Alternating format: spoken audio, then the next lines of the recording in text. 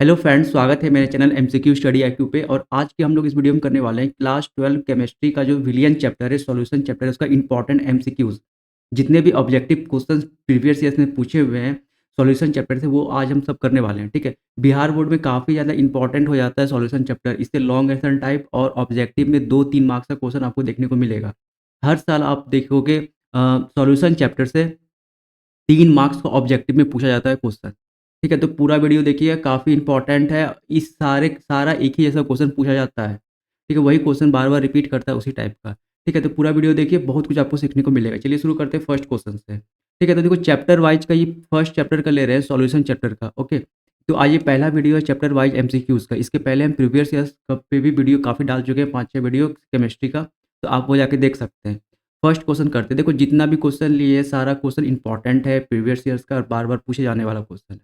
Okay, तो आप सिर्फ इस क्वेश्चन का अच्छे से ऑप्शन भी याद रख लोगे, क्वेश्चन भी देख लोगे, तो आपको बहुत फ़ायदा मिलने वाला है। फर्स्ट क्वेश्चन करते हैं, विलयन के अनुसंख्यक गुणधर्म का उदाहरण है। What is an example of colligative property of solution? देखो सबसे पहले याद रखना कि 4 कोलिगेटिव प्रॉपर्टी होता है। कितने अनुसंख्यक गुणधर्म होते हैं किसी भी सॉल्यूशन के? तो 4 होते हैं। ओके, अब इसमें से कौन-सा ऑप्शन सही होगा? तो ऑप्शन नंबर सी यहाँ सही होगा, क्वाथनांक में उन्नयन। और 3 का अगर बात करते हैं हम, ती देखो एक तो क्वाथनांक में उन्नयन, elevation of boiling point, option आपका सही होगा ही होगा। बाद बाकी तीसरा आपको दूसरा याद रखना है, भाप दाब में अपेक्षिक अवनमन, इसे बोलते हैं इंग्लिश में relative lowering of vapour pressure.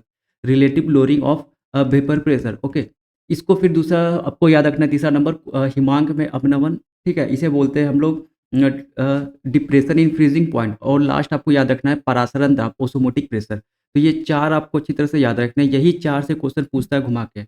अब किसी एग्ज़ाम में, जैसे आप 2025 के एग्ज़ाम में बैठोगे या 26 में आप दीजिएगा एग्ज़ाम, तो वहाँ पे क्वाथनांक में उन्नयन हटा करके आपको परासरण दाब दे देगा। और ऐसा क्वेश्चन पहले भी पूछा हुआ है। ठीक है, तो इन चारों कॉलिगेटिव प्रॉपर्टी को अच्छे से याद रखना है।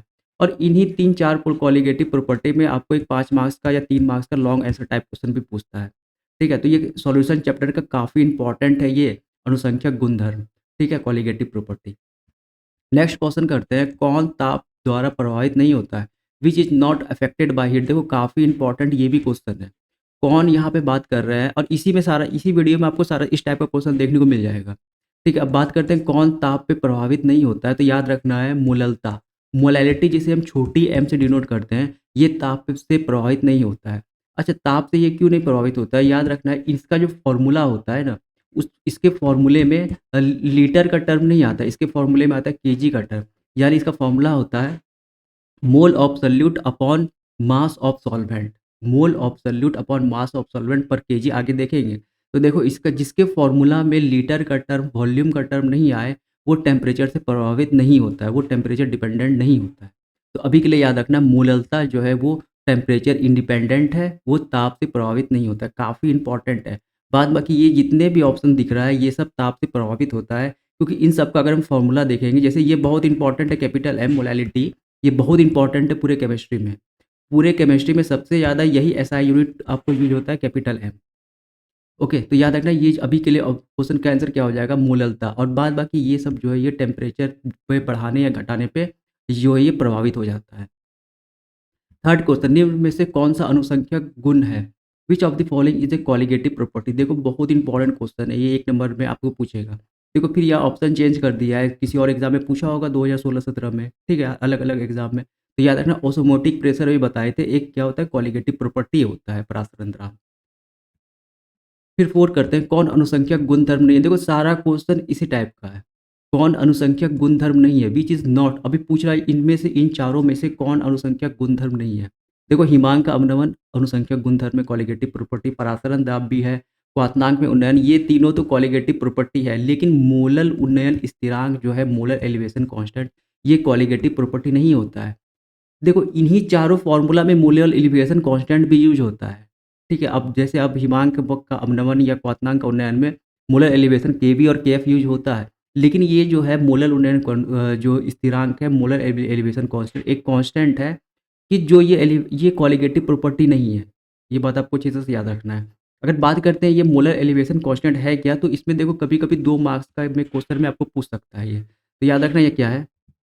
देखो ये जो मोलल उन्नयन स्थिरांक जो है, मोलर एलिवेशन कांस्टेंट, इसका 2 मार्क्स में आपको डेफिनेशन पूछता है। तो आपको डेफिनेशन याद रखना है, क्या होता है जब एक अवाष्पशील विलय यानी नॉन वोलेटाइल सॉल्यूट इंग्लिश में बोल दे रहे हैं, जब एक अवाष्पशील विलय नॉन वोलेटाइल सॉल्यूट का 1 मोल विलायक के 1000 ग्राम में घुला हो तो मोलल उन्नयन स्थिरांक कहलाता है।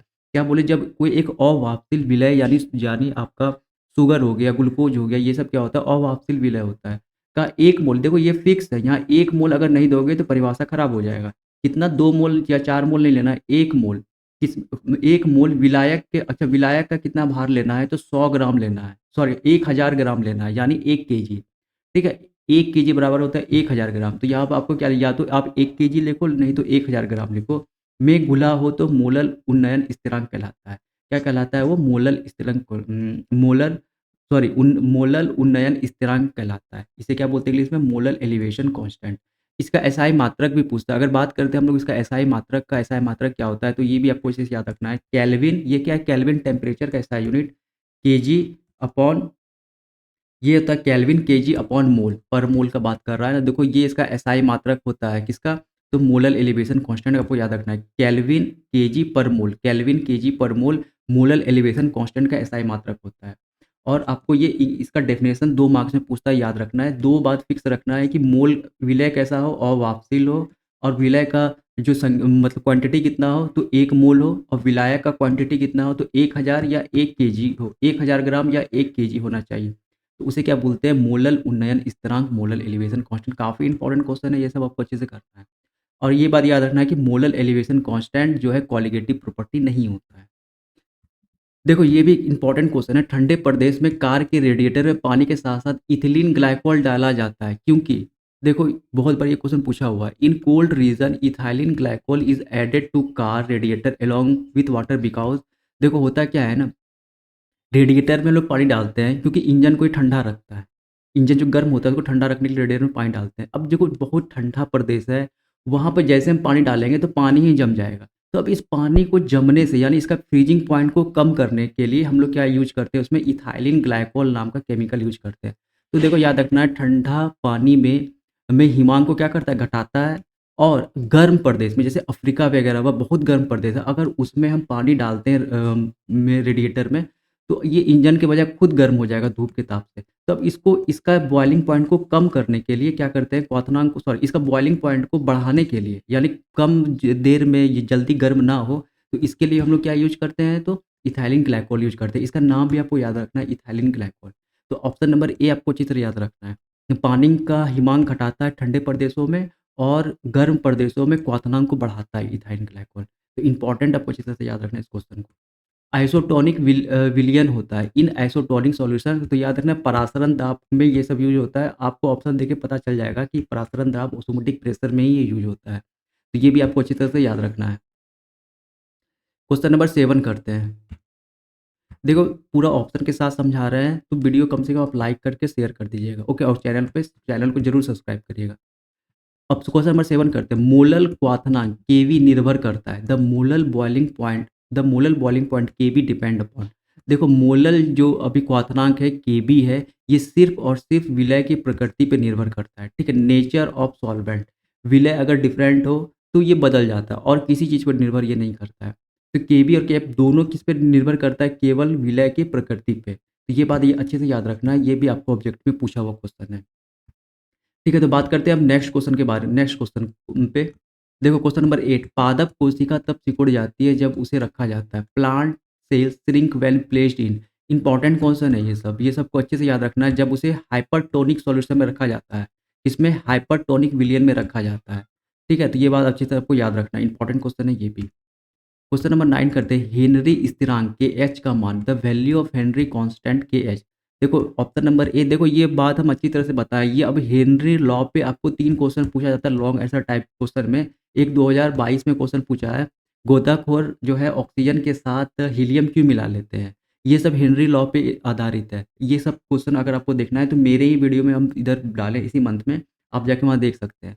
ठीक है, कोका कोला का बोतल में क्यों गैस कौन सा गैस क्यों सॉल्युबल हो जाता है, तो ये सब हेनरी कांस्टेंट के कारण होता है। उसमें से एक क्वेश्चन बहुत फेमस है गोताखोर वाला, तो वो भी आप जाके देख सकते हैं।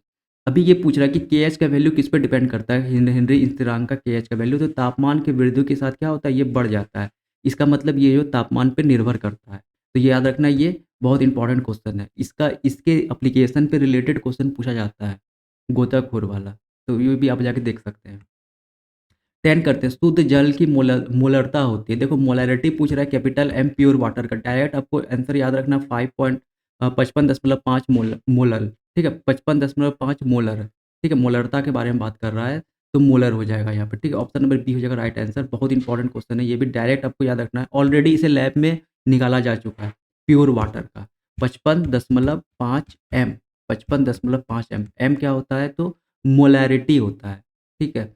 अच्छा, मोलैलिटी छोटी एम से, इसे बोलते हैं मोलल, और इसे मोलर बोलते हैं। क्या बोलते हैं? Molar, molar. ओके, तो ये बात आपको अच्छी तरह से याद रखना है। इसका आपको वैल्यू याद रखना है शुद्ध जल का मोलरता का 55.5।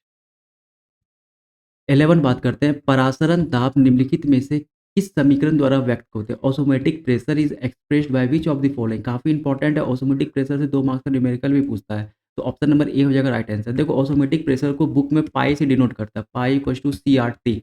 सी क्या है? कंसंट्रेशन है। आर क्या है? गैस कांस्टेंट है। इसका वैल्यू होता है 0.821, ठीक है, ये फिक्स रहता है, 0.821 होता है। और ये क्या है? टेम्परेचर है, ठीक है, ताप है। तो याद रखना ये क्या है? सी, वही कैपिटल एम है, मोलैरिटी है ये, ठीक है। इसे कंसंट्रेशन, मोलैरिटी। देखो सबसे ज़्यादा आपके जो केमिस्ट्री है बुक फर्स्ट 11-12 में सबसे ज़्यादा यही एसआई यूनिट यूज होता है। कहीं भी आप देखोगे तो कैपिटल एम लिखा मिलेगा।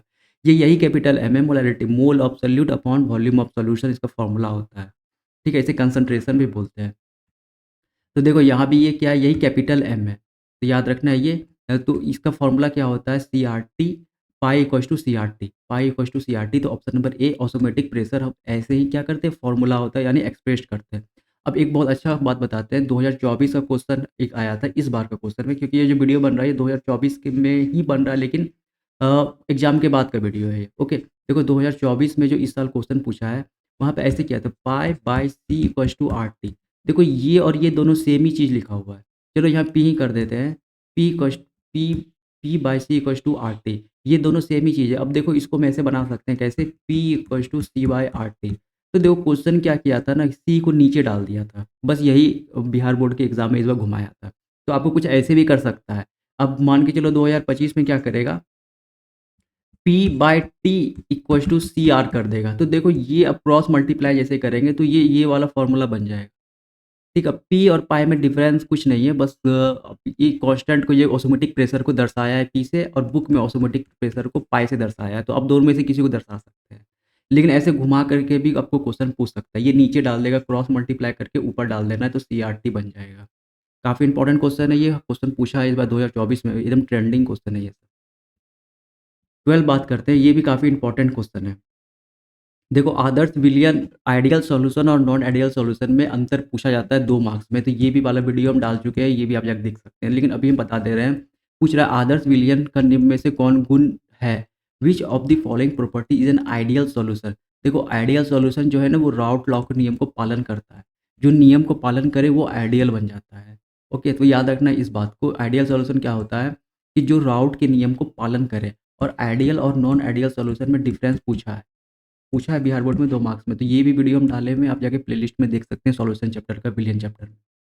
13 करते हैं, एक घोल जिसका परासरण दाब 300 केल्विन पर ये 0.0821 वायुमंडल है, इस घोल का सांद्रण क्या होगा? हमसे क्या पूछ रहा है? इस solution whose osmotic pressure is इतना एटमॉस्फेयर, यानी ये 0.0821 एटमॉस्फेयर का टेम्परेचर कितना दिया हुआ है? 300 kelvin. What will be the concentration of this solution?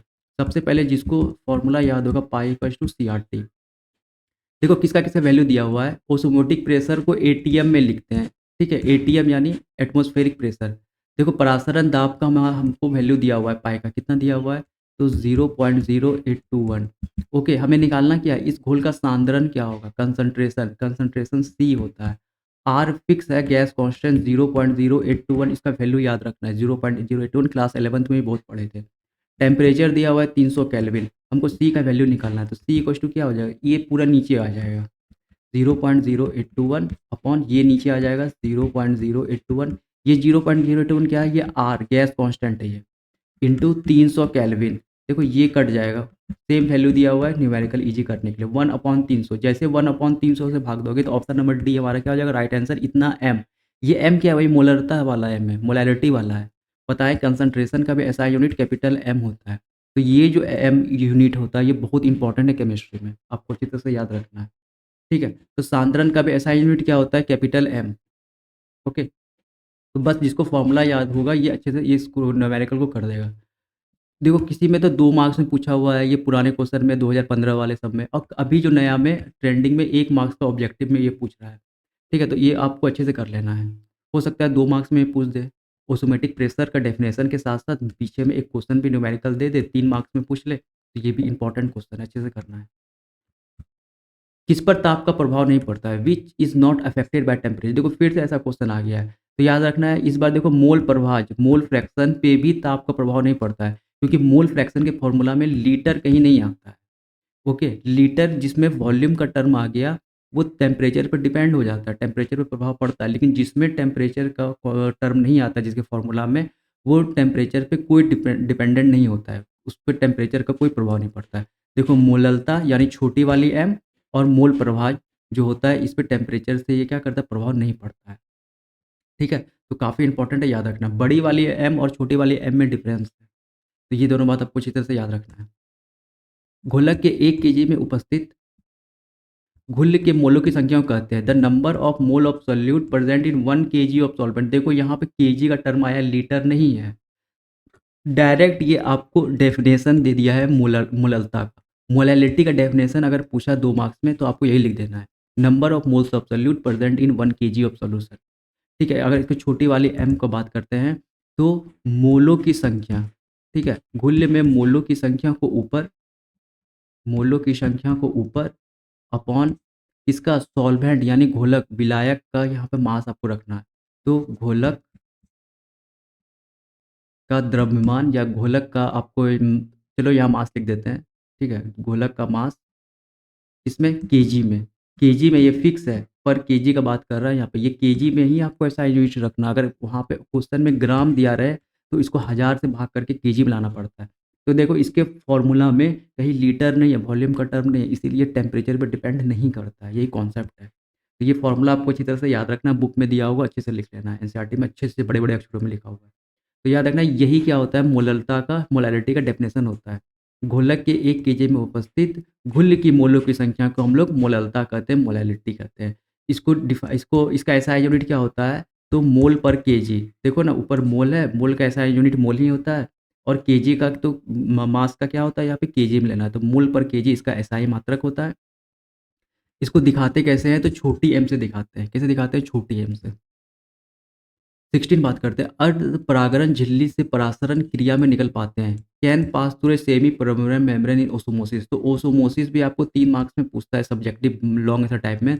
देखो अर्ध परागण झिल्ली जो ओस्मोसिस से सुपर सेमी परमेबल मेम्ब्रेन से केवल विलायक के अणु ही पास कर पाते हैं। फिर सिर्फ और सिर्फ सॉल्वेंट मॉलिक्यूल पास हो पाते हैं। तो ये बात याद रखना है, डेफिनेशन में भी इसको यूज करना है, और विलय के अणु को ये पास होने नहीं देता है, और ये दोनों यहाँ पे यूज ही नहीं होता है। तो ये दोनों यूज ही नहीं होता है ओस्मोसिस के डेफिनेशन में। ठीक है? लेकिन आपको ये दोनों यूज़ होता है। तो याद रखना ये जो सेमी परमेबल मेम्ब्रेन है, अर्ध परागण झिल्ली, ये सिर्फ़ और सिर्फ़ विलायक के घोलक के अणु को पास करता है, सॉल्वेंट के मॉलिक्यूल को पास होने देता है, और विलय के अणु को पास होने नहीं देता है, सॉल्यूट के मॉलिक्यूल्स को पास होने नहीं देता है। ये भी इम्पोर्टेंट क्वेश्चन हो जाता है, डेफिनेशन से आपको ये क्या किया, ऑब्जेक्टिव बना दिया है। करते हैं नेक्स्ट क्वेश्चन। शुद्ध जल का पीएच मान होता है, बहुत इंपॉर्टेंट ईजी क्वेश्चन है, ये क्वेश्चन पूछा हुआ है, 7 होता है, कितना होता है, 7। बात करते हैं अगर पीएच स्केल का, सोरेनसन ने इसे बनाया था। देखो 7 पे होता है न्यूट्रल, जैसे हम बढ़ते हैं यानी 8 जाते हैं, 9 जाते हैं, और यहाँ ये कहाँ तक रहता है, तो 14 तक रहता है मैक्सिमम। अगर इधर जाते हैं उल्टा इसका कम में, 6, 5, 4, 3 और यहाँ पे 0, तो देखो इधर होने लगता है हमारा कैसा, तो अम्लीय बनता है, अम्ल होने लगता है यानी एसिड बन जाता है, ठीक है? और इधर जाते हैं तो बेस बनता है यानी क्षार बनता है। तो ये बात आपको अच्छी तरह से याद रखना है। इधर जाते हैं क्या बनता है, बेस, क्षार, और इधर जाते हैं तो अम्ल बनता है, ठीक है? ये काफ़ी इंपॉर्टेंट है। अगर पूछता है, एक बहुत फेमस क्वेश्चन पूछा जाता है कि जब पीएच जो होता है माउथ का 5.5 से कम हो जाता है तो हमारा टूथ डिके स्टार्ट हो, दाँत का सड़ना स्टार्ट हो जाता है। ओके, तो ये भी बात आपको याद रखना है, ये पूछ पूछ देता है कभी, एक बार 1-2 बार देखिए पुराने क्वेश्चन में बिहार बोर्ड के एग्ज़ाम में पूछा हुआ है कि दाँत टूथ देखिए कब से स्टार्ट हो जाता है। तो जब पीएच जो 5.5 से कम होता है तभी हमारा क्या होता है, जो माउथ अम्ल हो जाता है, अम्ल होने के बाद क्या करता है, हमारे दाँत का सड़ना शुरू हो जाता है। तो अभी पूछ रहा है कि पीएच जो वाटर का कितना होता है, तो 7 होता है।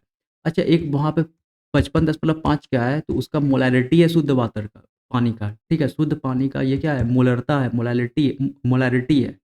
ये अलग है, वो अलग है। तो ये आपको दोनों वैल्यू याद रखना है, 55.5 वाला भी याद रखना है, और ये 7 पे तो पानी का पीएच कैसा होता है, शुद्ध होता है। शुद्ध पानी का पीएच कितना होता है, न्यूट्रल होता है 7 पे, ठीक है?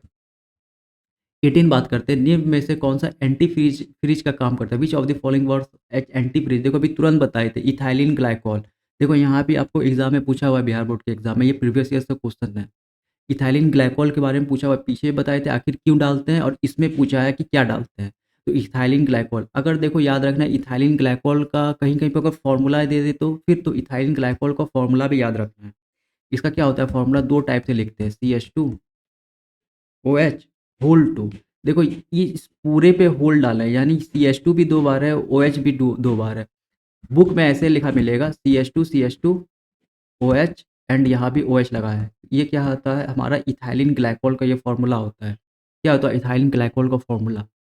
ये दोनों एक ही चीज़ है, यहाँ ये भी 2 बार है, ये 2 बार लिख दिए, ये OH भी 2 बार है, 2 बार लिख दिए, ठीक है? इथाइलिन ग्लाइकॉल इसका कॉमन नेम है। अगर पूछेगा इसका आईपीएससी नेम क्या होता है, तो याद रखना है इथेन इथेन 1,2 डायऑल। इथेन 1,2 डायऑल इसका क्या क्या नाम होता है, तो आईयूपीएसी नेम होता है, आईयूपैक नेम होता है इसका। तो ये दोनों बात आपको अच्छी तरह से याद रखना है, बहुत इंपॉर्टेंट है ये क्वेश्चन, ठीक है? इस क्वेश्चन में ट्रिपल स्टार मार्क्स लगा के रखना है, पूछ सकता है इस एग्ज़ाम में। 2025-26 वाले एग्ज़ाम में आ सकता है ये क्वेश्चन, ठीक है? और इथाइलिन ग्लाइकॉल का आईयूपीएसी नेम भी आपको याद रखना है, इथेन 1,2 डायऑल। इथेन 1,2 डायऑल, सिंगल बॉन्ड है तो एन आ गया, 2 कार्बन है तो एथ आ गया, और ये अल्कोहल का ग्रुप है तो OH 2 बार में तो 2 डायऑल आ गया। इंपॉर्टेंट क्वेश्चन है, अच्छी तरह से याद रखना है इसको। 19 बात करते हैं, किसका क्वथनांक वायुमंडलीय दाब पे सबसे ऊँचा होगा? Which will have the highest boiling point at atmospheric pressure, काफ़ी इंपॉर्टेंट क्वेश्चन है ये क्वेश्चन ट्रेंडिंग वाला है। हाल-फिलहाल में ये सब ऐसा क्वेश्चन बहुत पूछा जा रहा है। तो देखो याद रखना है, जिसका वांट ऑफ गुणक ज़्यादा होगा, आई का मान, आई क्या बोलते हैं, वांट ऑफ फैक्टर जिसका ज़्यादा होगा, उसी का सबसे ज़्यादा बॉइलिंग पॉइंट होगा। अब देखो इसमें इतना ज़्यादा दिमाग नहीं लगाना, वांट ऑफ फैक्टर ये फर्स्ट यूनिट का ही हम लास्ट वाले टॉपिक का ये सब है। देखो जिसमें जितना ज़्यादा आयन होगा, यानी आई का वैल्यू जिसका ज़्यादा होगा वही बॉइलिंग पॉइंट पे ज़्यादा होगा। अब आई का वैल्यू मतलब क्या, जितना ज़्यादा आयन दे। तो एक बात याद रखना, जितने भी कोवैलेंट कंपाउंड होते हैं, ऑर्गेनिक कंपाउंड होते हैं, जैसे ग्लूकोज, यूरिया हो गया, इन सब का आई का वैल्यू 1 है। इन सब का वांट ऑफ फैक्टर, इस सब का वांट गुणक का वैल्यू क्या है, तो 1 है, फिक्स है।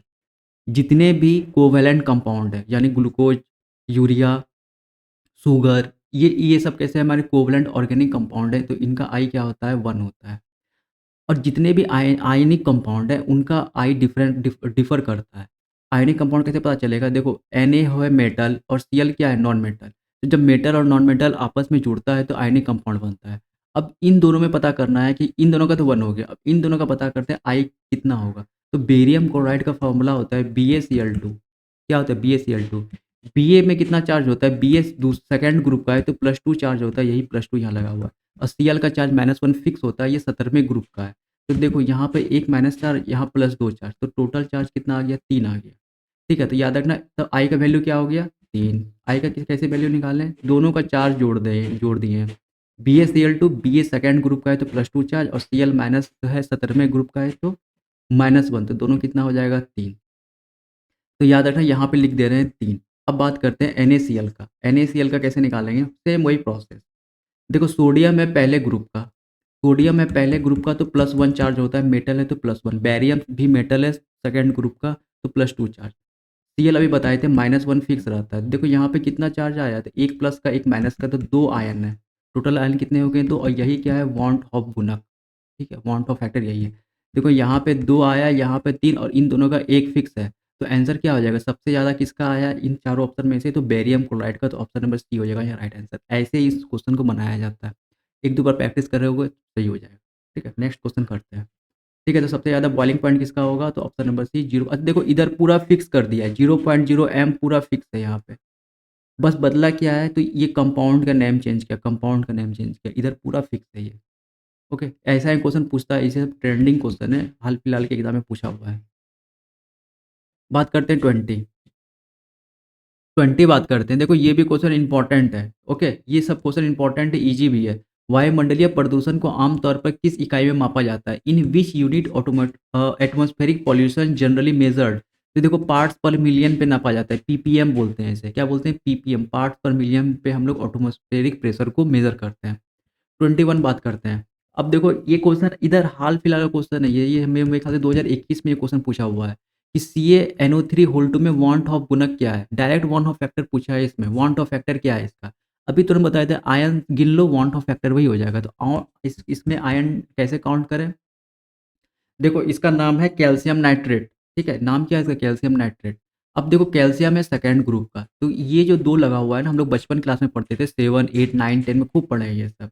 ठीक है, NO3 देखो नाइट्रेट पे रहता है एक माइनस का चार्ज। कितना होता है नाइट्रेट? एक ये पूरा है, इसे बोलते हैं नाइट्रेट आयन। नाइट्रेट पे क्या रहता है? एक माइनस का, तो यहाँ क्या लिख दिए 1। कैल्शियम सेकंड ग्रुप का है, सेकंड ग्रुप का है तो +2 चार्ज होता है। कैल्शियम कैसा होता है? +2। कैल्शियम मेटल है, मेटल पे प्लस चार्ज होता है, डोनेट करता है इलेक्ट्रॉन। अब देखो ये आ गया इसके साथ और ये आ गया इसके साथ, ठीक है? अब देखो ये आ गया इसके, तो सी एक और ये पूरा NO3 एक है, तो यहाँ पे क्या हो गया 2। अब जो ये लिखने जाने का उसे बहुत ईज़ी है ये सब क्वेश्चन। देखो अब बताते हैं कैल्शियम पे +2 चार्ज रहता है, याद रखना है ग्रुप सेकंड का। नाइट्रेट पे -1 चार्ज रहता है, टोटल कितना हो गया 3। तो वांट ऑफ फैक्टर क्या हो जाएगा 3, 1 +2 और 1 -1। इसे माइनस नहीं करना, प्लस नहीं करना, सिर्फ चार्ज काउंट करना। तो 1 +2 का चार्ज, 1 -1 का चार्ज, तो टोटल कितने चार्ज हुए? टोटल कितने आयन हो गए? 2 आयन हो गए। टोटल कितने आयन हो गए? यहाँ पे 3 आयन हो गए। 1 प्लस का और 1 माइन 2 2 प्लस का और 1 माइनस का, -1। टोटल कितने आयन हो गए? 3 हो गए। तो ऑप्शन नंबर 3 सी क्या हो जाएगा यहाँ पर राइट आंसर, ठीक है? इसको ऐसे मत कर देना +2 -1 1 तो गलत हो जाएगा। सिर्फ़ और सिर्फ़ हमें चार्ज की काउंट करना। तो इसका वांट ऑफ वेक्टर क्या हो जाएगा? 3 काफ़ी इंपॉर्टेंट है। अच्छा कमेंट सेक्शन में कमेंट करके बताना NaCl का वांट ऑफ वेक्टर क्या होता है? ये अभी इस वीडियो में बताए हुए हैं, लेकिन फिर भी आप कमेंट में कमेंट करिएगा कि NaCl का वांट ऑफ गुणक या वांट ऑफ फैक्टर क्या होता है? अगर नहीं भी समझ में आया तो फिर भी कमेंट कर देना, एक बार बता देंगे अच्छे से। और जिसको समझ में आ गया उसे बताना है कि NaCl का वांट ऑफ फैक्टर क्या होता है। 22 करते हैं, निम्नलिखित जलीय घोल में किसका क्वथनांक अधिकतम होगा? Which of the following aqua solution will have the highest boiling point? देखो जिस ये भी क्वेश्चन इंपॉर्टेंट है, 2016 में पूछा हुआ है। इसमें भी वही देखो कार्बोनिक हम लोग को करना है। देखो इधर पूरा क्या है? सेम है। तो जिसका आई का वैल्यू यानी वांट ऑफ गुणक का फैक्टर, वांट ऑफ फैक्टर ज़्यादा होगा, वही क्या होगा हमारा, उसी का सबसे ज़्यादा बॉइलिंग पॉइंट होगा। देखो +1 -1 OH पे कितना चार्ज रहता है? माइनस चार्ज रहता है और Na पे +1 चार्ज रहता है, तो 2 आ गया यहाँ पे। Na2SO4 सोडियम सल्फेट, देखो Na पे कितना अभी बताए थे +1 चार्ज रहता है और सल्फेट आयन होता है SO4, ठीक है? याद रखना सल्फेट आयन पे -2 चार्ज रहता है, तो 2 और +1 ये कितना आ गया 3, ठीक है? अब यहाँ बात करते हैं, इसे बोलते हैं अमोनियम नाइट्रेट NH4NO3। अब ये नाइट्रेट आयन है, अभी तुरंत बताए थे, और अमोनिया पे रहता है +1 चार्ज, ठीक है? +1 और नाइट्रेट आयन पे रहता है -1। देखो +1 और -1, ठीक है? टोटल कितना आयन हो गया? 2 हो गया। KNO3 इसे बोलते हैं potassium nitrate, potassium first group का है तो +1, नाइट्रेट पे -1 अभी तुरंत बताएँ इसी वाले में, और इन्हीं पूरा ऑप्शन को अच्छी तरह से याद रख लेना है। तो पोटेशियम 1 और 1 नाइट्रेट, टोटल कितना आयन हो गया? 2। तो सबसे ज़्यादा किस पे होगी? ऑप्शन नंबर बी क्या हो जाएगा? देखो 3 इसी पर है, सब पे 2-2 है। ठीक है? तो आई का वैल्यू सबसे ज़्यादा बॉइलिंग पॉइंट। तो ऑप्शन नंबर बी क्या हो जाएगा यहाँ पे राइट आंसर। ये क्वेश्चन एग्ज़ाम में पूछेगा 100%। तो आपको आई का वैल्यू निकालने आना चाहिए। ठीक है? और ये सब कैसे आएगा? तो ये बेसिक क्लास का है, 8-9 क्लास का ये सब है। ओके, बात करते हैं नेक्स्ट क्वेश्चन 23। निम्नलिखित में से किसका क्वाथनांक अधिक होगा? देखो बिहार बोर्ड 2023 का एग्ज़ाम में पूछा हुआ है। Which of the following will have the highest boiling point? ठीक, अब देखो काफ़ी इंपॉर्टेंट क्वेश्चन है। अब बताओ इसमें क्या हो? सबसे ज़्यादा बॉइलिंग पॉइंट, तो सब जिसका सबसे ज़्यादा वांट ऑफ गुणक ज़्यादा होगा, वांट ऑफ फैक्टर ज़्यादा होगा, वही होगा। ये बहुत ईज़ी क्वेश्चन है। अभी बताए थे ग्लूकोज का आई फिक्स रहता है 1, क्यों? ऑर्गेनिक कंपाउंड है, कोवैलेंट कंपाउंड है ग्लूकोज। आई उसी का होगा जो आयनिक कंपाउंड होगा। आयनिक कंपाउंड कैसे पहचानेंगे? एक इलेक्ट्रोपॉजिटिव और एक इलेक्ट्रोनेगेटिव, यानी एक मेटल और एक नॉन मेटल जब भी ऐड होता है तो आयनिक कंपाउंड होता है, और उसी का वांट ऑफ फैक्टर कम या ज़्यादा होता है। बाद बाकी देखो सुक्रोज भी ऑर्गेनिक कंपाउंड है, want of factor 1। Urea organic compound है, वांट ऑफ फैक्टर 1। ग्लूकोज ये सब नॉन इलेक्ट्रोलाइट है, पानी में डूबने के बाद कोई आयन नहीं निकालता, कोई चार्ज आयन नहीं निकालता, क्लास 11th में भी ये सब पढ़े होंगे आयोनिक कंपाउंड में। ठीक है? तो ये सब यूरिया, शुगर, ग्लूकोज, सुक्रोज ये सब का बॉन्ड फैक्टर 1 होता है, नॉन आयनिक कोवैलेंट कंपाउंड है। अब देखो इन सब पूरे ऑप्शन में मात्र एक हमारा ऑप्शन नंबर सी सही होगा। क्यों? देखो Na पे प्लस चार्ज रहता है और Cl पे -1। ठीक है? तो टोटल कितना आयन हो गया? 2 आयन हो गया। तो ऑप्शन नंबर इसमें देखो एकमात्र यही 2 आयन दे रहा है, जल में घुलने पे, तो ऑप्शन नंबर सी क्या होगा राइट आंसर। और देखो सब में 1% लिखा हुआ है, 1% जल में 1%। एक तरफ फिक्स कर देता है और दूसरी तरफ क्या करता है कंपाउंड का नेम चेंज कर देता है। और हमें क्या निकालना रहता है? वांट ऑफ गुणक, want of factor. Important question है, हाल-फिलहाल के एग्ज़ाम में ये सब क्वेश्चन पूछा हुआ है। आज का लास्ट क्वेश्चन करते हैं और ऐसा ही क्वेश्चन आपको विलियन चैप्टर से देखने को मिलेगा। ओके? ऐसा ही क्वेश्चन मिलेगा, बस ऐसा क्वेश्चन आपको अच्छी तरह से प्रैक्टिस कर लेना है। 18 ग्राम ग्लूकोज को 1000 ग्राम घोलक में घुलाया जाता है तो उस घोल को कहते हैं। देखो अब हमको यहाँ पे क्या निकालना है? मोललता निकालना है। तो मोलर तो नहीं होगा क्योंकि देखो यहाँ पे क्या लिखा हुआ है? घोलक का मास दिया हुआ है। ठीक है? अगर यहाँ पे विलायक का वॉल्यूम देता है तब हम क्या निकालते?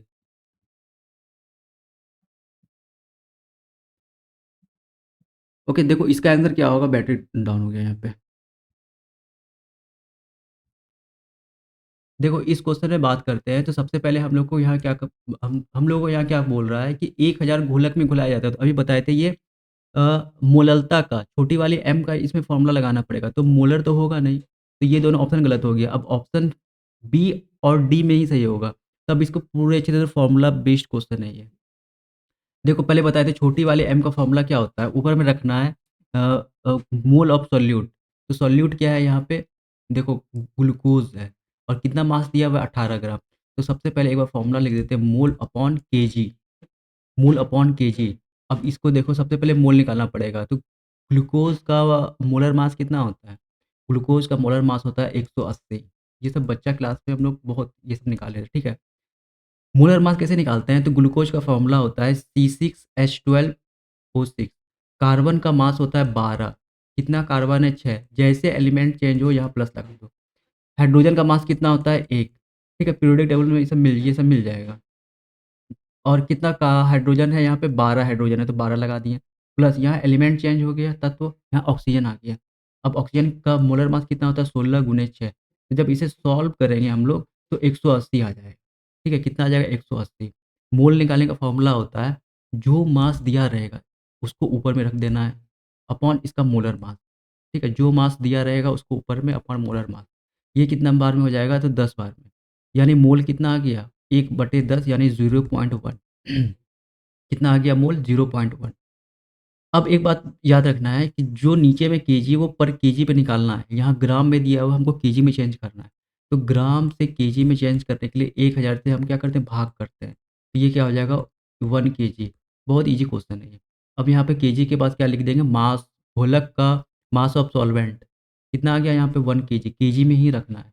देखो मोल आया 0.1 अपॉन 1 यानी क्या आ जाएगा? 0.1 मोलल। क्या आ जाएगा? मोलल। छोटी वाली एम 0.1 एम। तो ऑप्शन नंबर बी क्या हो जाएगा यहाँ पे राइट आंसर। फॉर्मूला निकालना है, थोड़ा सा लंबा किया है, एक बार मोल डायरेक्ट यहाँ पे नहीं लिख करके ग्राम दे दिया है। ठीक है? अब मोल का फॉर्मूला सबको पता है, given mass upon molar mass. Given mass दिया हुआ मास अपॉन मोलार मास करके 0.1 निकाल दिए। और यहाँ पे 1000 ग्राम है तो बताए थे मास को किस में रखना है हर समय? सॉल्वेंट घोलक के मास को केजी में रखना है। तो ग्राम से केजी में चेंज करने के लिए 1000 से भाग दिए, जैसे भाग दिए तो 1 केजी आ गया और अपॉन क्या कर दिए? यहाँ पे डिवाइड कर दिए, फॉर्मूला में पुट कर दिए 0.1 मोलर। ठीक है? तो काफ़ी इंपॉर्टेंट एमसीक्यूज़ था ये आज का सॉल्यूशन चैप्टर का। ठीक है? मिलेंगे अगले वीडियो में। देखो चैप्टर वाइज़ तो ये डाल रहे हैं और साथ में प्रीवियस जैसे क्वेश्चन मिक्सर, ठीक है? वो सब भी डाल रहे हैं। हर एक यूनिट का उसमें आपको प्रीवियस से देखने को मिलेगा। तो वो भी आपको जाके देखिए पूरा एक्सप्लेन करके डाल रहे हैं। ऐसा नहीं कि सिर्फ ऑप्शन बी सही होगा, ऑप्शन ए सही होगा, ऐसे नहीं कर रहे हैं। ठीक है? तो मिलेंगे अगले वीडियो में, तब तक के लिए thank you and all the best.